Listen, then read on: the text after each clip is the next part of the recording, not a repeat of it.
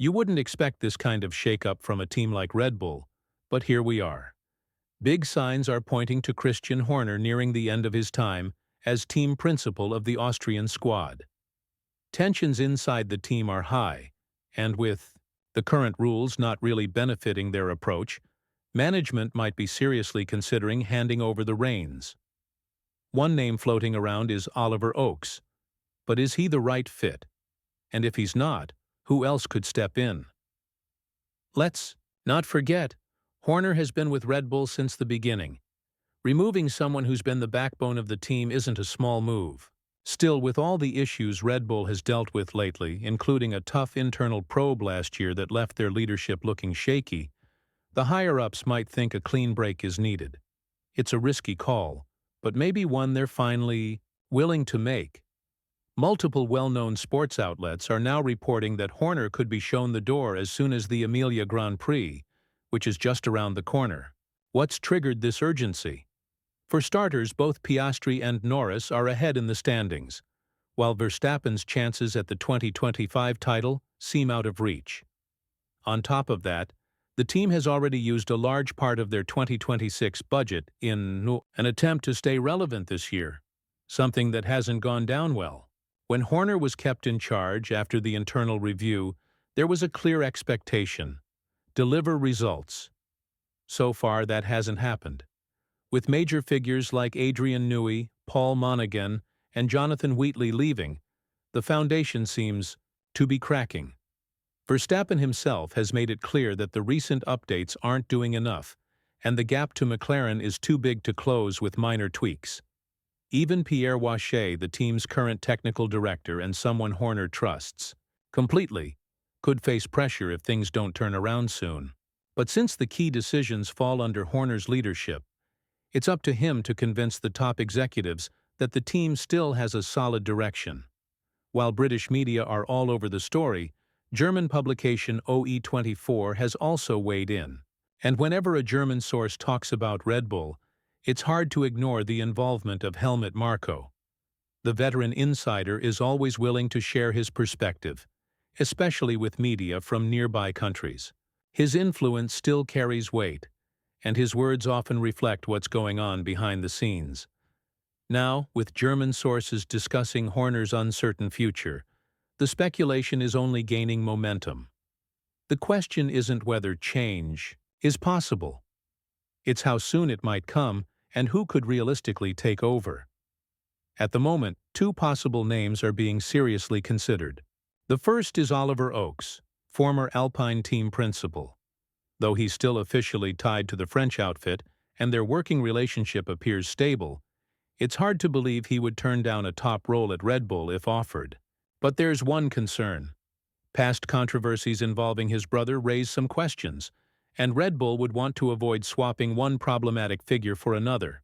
The second name on the table is Franz Tost. He led AlphaTauri and knows the Red Bull setup inside out. His experience in the sport and long history within Red Bull's inner circle make him a solid option. Having guided the Italian-based team from 2020 to 2023, he may now be ready to return in a much larger role. After all, decisions at this level come with big consequences, and only someone familiar with the system can manage the shift without chaos. Despite these two strong candidates, the situation is still delicate. Red Bull has denied any immediate threats to Horner's job, but their defensive stance could simply be a way to protect what little credibility they have left in a sport that's always watching. After all, Horner's been with the team for over 20 years, so his knowledge and experience are invaluable.